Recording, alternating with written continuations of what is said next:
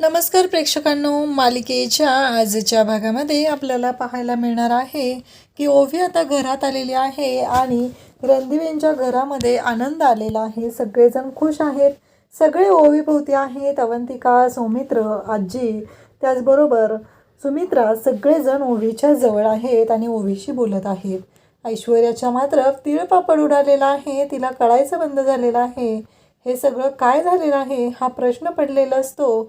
आणि त्याचबरोबर इकडे आपल्याला पाहायला मिळतं की जानकीचं लक्ष मात्र ऐश्वर्याकडे जातं आणि जानकी मग ऐश्वर्याच्या जवळ जाते आणि तिला बोलू लागते. तिला म्हणत असते की काय चाललंय तुझं, म्हणजे मला कळेल का, कारण जे काही तू आत्ता करत आहे ते आज का ह्या पण पत्ता तुझा रिकामाच गेलेला आहे ना. बघ विचार कर, म्हणजे तुला तर असं वाटत होतं की सगळं तुझ्या मनाप्रमाणे झालं पाहिजे आणि तू डाव टाकत गेलीस. पण गोष्टी काय झालेल्या आहेत तुझ्या लक्षात आलं असेलच. शेवटी तू कशीही राहिली, कशीही वागली तरीही सगळं काय ते आमच्या म्हणण्याप्रमाणे होणार आहे हे सगळं बोललं जात असतं. परंतु इकडे ऐश्वर्याला कळायचं बंद झालेलं असतं. त्याचवेळी आता नंतर ऋषिकेश जानकी घरी येतात. ऋषिकेश जानकीला सॉरी म्हणतो तर जानकी ऋषिकेशला थँक्यू म्हणते. दोघांनाही प्रश्न पडलेला असतो, ह्या थँक्यू सॉरीचा काय अर्थ घ्यायचा आहे. तेव्हा जानकी म्हणते तुम्ही सांगा आधी. ऋषिकेश म्हणतो की तू सांग. जानकी म्हणते लेडीज फर्स्ट. असं म्हटल्यानंतर ऋषिकेश सांगू लागतो की परवा मी खूप गोंधळ घातला, मी ओवीला खूप ओरडलो, तिथे जायचं नाही, रणदिवेबाईंना भेटायचं नाही, हे सगळं मी बोललो, त्यासाठी मी सॉरी म्हणतो. तेव्हा जानकीला विचारलं जातं.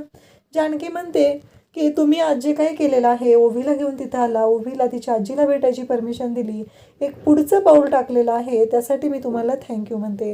हे सगळं चाललेलं असतं. दोघंही बोलत असतात, दोघंही खुश असतात आणि त्या दोघांचंही बोलणं खूप छान असं चालू असतं. कारण काहीही झालं तरी ओवीचा आनंद महत्त्वाचा आहे आणि ओवीच्या आनंदासाठी मी काहीही करू शकतो असं ऋषिकेश म्हणतो. दोघंही खुश असतात कारण आज फायनली जानकीच्या आयुष्यात खरं सुख आलेलं जानकीला पाहायला मिळत आहे.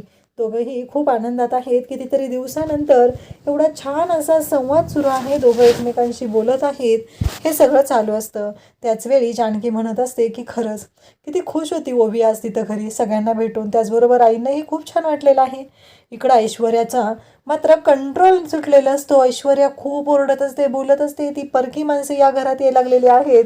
तुम्हाला कळतंय का सारंग आपलं काय चाललेलं आहे, त्यांच्यामुळं आपली कंपनी डबघाईला आलेली आहे आणि तुम्हाला कळतंय का ती ओवी आज घरात आलेली आहे, ती जानकी घरात आलेली आहे, आता ते ऋषिकेश दादा पण या घरात येणार, ती परकी माणसं या घरात येऊन आपलं वाटोळं करत आहेत. हे सगळं ऐश्वर्या बोलत असते. त्याच वेळी इकडे सारंग म्हणत असतो कसं आहे माहिती आहे का ऐश्वर्या, अहो आईला ना ओवीबद्दल जरा जास्त वाटतं, तिच्याबद्दल कळवळ आहे ना.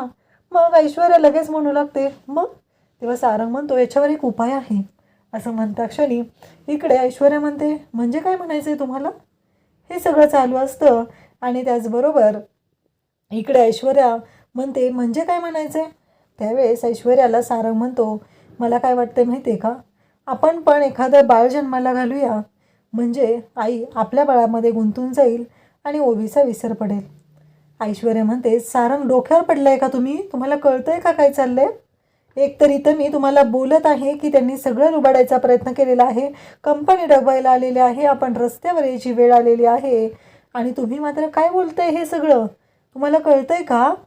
हे सगळं चालू असतं आणि तेव्हा मात्र इकडे ऋषिकेश आणि जानकी यांच्यामध्येही संवाद सुरू झालेला असतो. ते दोघंही बोलत असतात. ऋषिकेश म्हणत असतो की हे बघ जानकी, आज मी एक पाऊल टाकलेलं आहे, याचा अर्थ असा नाही की मी त्यांना सगळ्यांना माफ केलेलं आहे. काही झालं तरी मी त्यांना माफ करू शकत नाही. ही गोष्ट कायमस्वरूपी लक्षात ठेवायची आहे. कारण काहीही झालं तरीही एक महत्त्वाची गोष्ट आहे, ती म्हणजेच की तुम्ही जे काही चुकीचं वागलेले आहात त्या सगळ्याचा परिणाम तुम्हाला भोगायला लागू शकतो, असं जानकी म्हणत असते. तुम्ही आता जे काही बोलत आहात ते तुम्हाला कळतंय का ऋषिकेश, आज तुम्हाला जे वाटलं ते तुम्ही केलं, ओवीला घेऊन आलात, खरंच खूप छान झालं होतं हे सगळं. मग अचानक हे सगळं कशासाठी, असं एवढा द्वेष कशासाठी अचानक, हे बोललं जात असतं. आणि त्याचवेळी इकडे सारंग मात्र पाहतच राहतो कारण ऐश्वर्या एवढी चिडलेली सारंगने कधीच पाहिलेलं नव्हतं.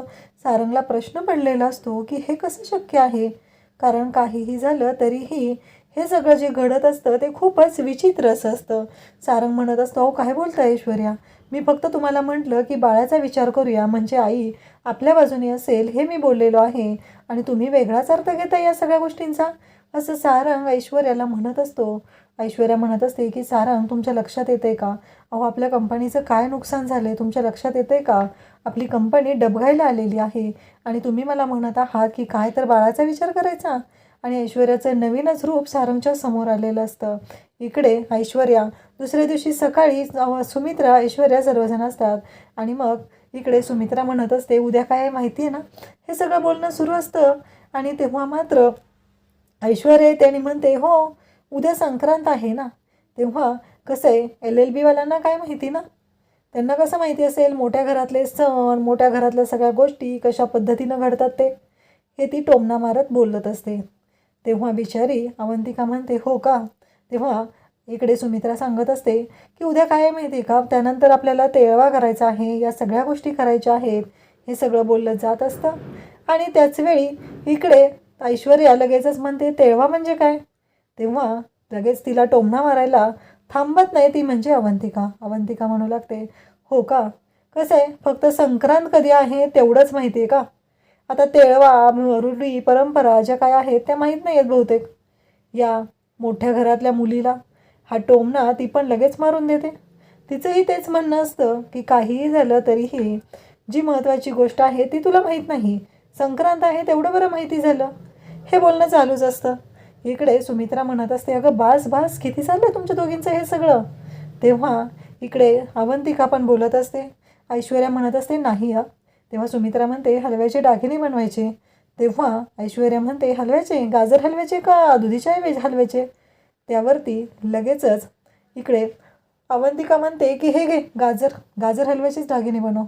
कसे तेच तुला माहिती आहे ना, तेच तू करू शकते, गाजर हलव्याचेच बनव दागिने, हे बोलणं चालूच असतं. आणि त्याचबरोबर इकडे ऐश्वर्या म्हणते, हे बघा कसं आहे माहिती आहे का, ही तुमची LLB आहे ना, तिला तेवढीच कामं आहेत, तिला सांगा ते हलव्याचे दागिने वगैरे बनवायला, मला काही जमणार नाही आहे, मला कंपनी सांभाळायची आहे, कारण तुमच्या त्या लेकाने आपल्या कंपनीची वाट लावलेली आहे आणि सारंगला तर तेही जमत नाही आहे, त्यामुळं मलाच ते करावं लागणार आहे, असं बोलत ती रागाने तिथून निघून जाते.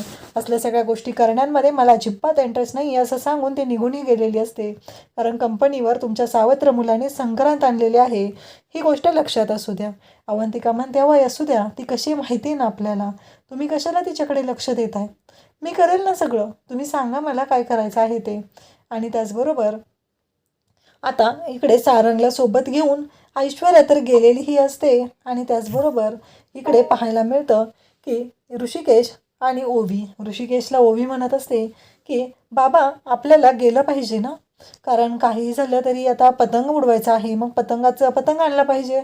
ओवी तर चित्र काढलं, चित्रामध्ये पतंग काढून बसलेली असते आणि बाबाला सांगत असते. तिचा बाबा म्हणत असतो, हे बघ पतंगाचं सगळं मार्केटच मी घरी आणलेलं आहे. आणि मग पतंग बनवण्यासाठी सगळं साहित्य घेऊन ऋषिकेश घरी आलेला असतो. ओवीला पतंग उडवायला खूप आवडत असतं, म्हणून ओवी म्हणत असते की बाबा आता आपण उद्या ना पतंग उडवायचं आहे, मग मी पतंग उडवणार आणि तुम्ही फिरकी पकडायची. तेव्हा ऋषिकेश म्हणत असतो, नाही मी पतंग उडवणार आहे, फिरकीत तू पकडायची आहे. हे दोघांचं चालू असतं. आणि त्याच वेळी इकडे ते दोघंही जानकीकडे येतात आणि ओवी म्हणते की बाबा आपण ना आईला फिरकी पकडायला सांगूया, कारण तिला दुसरं काही काम नाही आहे ना, मग आपण तिलाच सांगूया. हे सगळं चालू असतं आणि ओवी बोलत असते. त्यानंतर खूपच छान सुगंध येतोय, आईनं काय केलं बघूया, असं म्हणत दोघंही बाहेर जातात आणि किचनमध्ये जाऊन पाहू लागतात. तर जानकी तिळगुळाचे लाडू बनवत असते. दोघंही खुश होतात, आता हा लाडू पडणार, आपल्या तोंडात पडणार, आपल्याला खूप भारी वाटणार आहे, हे त्यांचं बोलणं चालू असतं. तर ऋषिकेश आणि ओवी दोघंही इमॅजिन करत असतात, लाडू खूप छान झालेले आहेत. जानकी विचारत असते, छान झालेत ना लाडू. तेव्हा दोघंही सांगतात की हो खूपच छान झालेले आहेत लाडू, असं म्हणत खुश झालेले असतात. तेव्हा जानकी म्हणत असते, असं आहे का, मग आता ठीक आहे, मी गॅस बंद करते, तुम्ही जे इमॅजिनरी लाडू आहेत ना तेच खाऊन घ्या आणि त्याचबरोबर तुमचं पोट भरा.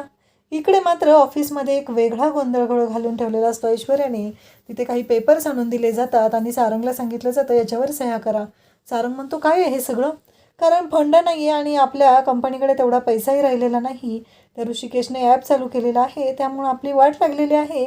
तर लवकरात लवकर आपल्याला आपल्या कंपनीसाठी काहीतरी करणं गरजेचं आहे. आणि मग त्यासाठी हे पैसे आणि मग एक पैशाची बॅग असते आणि तो जो व्याजाने पैसे देणारा माणूस आहे तो तिथे आलेला असतो आणि यांचं सगळ्यांचं बोलणं सुरू असतं. मग तो पैसे देत असतो आणि म्हणत असतो, तारण काय ठेवणार आहात? सारंगच्या तर शिट्ट्या वाजतात. सारंग म्हणतो, काय आहे माझ्याकडे?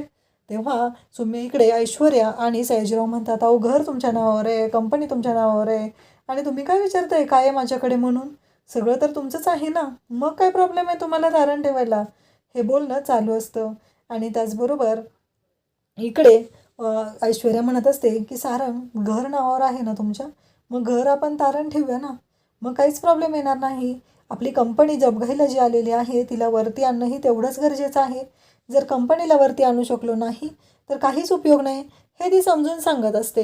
आता उद्याच्या भागामध्ये आपल्याला पाहायला मिळतं की ऐश्वर्या इकडे सारंगला म्हणालेली असते की तुम्ही जर माझं ऐकलं तर मी तुमचं ऐकायला तयार आहे. मग आपण बाळाचा विचार करूया. एकदा का कंपनी आपली सुरळीत झाली की मग आपण बाळाचा विचार करायचा आहे आणि मग बाळ जन्माला घालू. तर आपलं बाळ जन्माला घालू आणि आपण आई बाबा होऊया, ही ती सांगत असते. तर इकडे अवंतिकाने छान दागिने केलेले असतात. सौमित्र आणि अवंतिका दोघंही खुश झालेले असतात आणि ऐश्वर्या नेमकी तिथे येते आणि म्हणते की तुला मी सुखात राहू देणार नाही. या घरात आल्यापासून मला माझं सुख मिळालं नाही, तर तुझं सुखही मी तुझ्यापासून हिरावून घेणार आहे, हे ती बोलत असते. तर ओवी आणि ऋषिकेश रस्त्यावर पतंग उडवत असतात. ओवी बिचारी पतंग आणि फिरकी घेऊन पळत असते. पाठीमागून गाडी आलेली असते आणि त्याचबरोबर इकडे ओवी मात्र तशीच निघालेली असते. ओवीच्या लक्षातच नसतं की काय होणार आहे. आणि इकडे सयाजीरावला गाडी थांबवा म्हणून ऋषिकेश सांगत असतो, पण सयाजीराव म्हणत असतो की नाही, ही गाडी थांबणारच नाही. काहीही झालं तरी मी लहान लेकरू असू दे नाही तर कोणीही असू दे, मी त्या गोष्टीचा विचार करणार नाही. गाडी मागं धावतच राहणार आहे. आणि जानकी जोरात किंचाळते ओवी करून आणि जानकीने तर तोंडाला हात लावलेला असतो, कारण खूप मोठा धक्का बसलेला असतो. कारण काहीही झालं तरीही आता ऋषिकेश तिथे समोर आलेला आहे. ओवीचा जीव ऋषिकेश आणि जानकी या दोघांनी कशा पद्धतीनं वाचवला आहे ते आपल्याला पाहायला मिळणार आहे. अशाच अपडेटसाठी चॅनलला सबस्क्राईब करा. थँक्यू.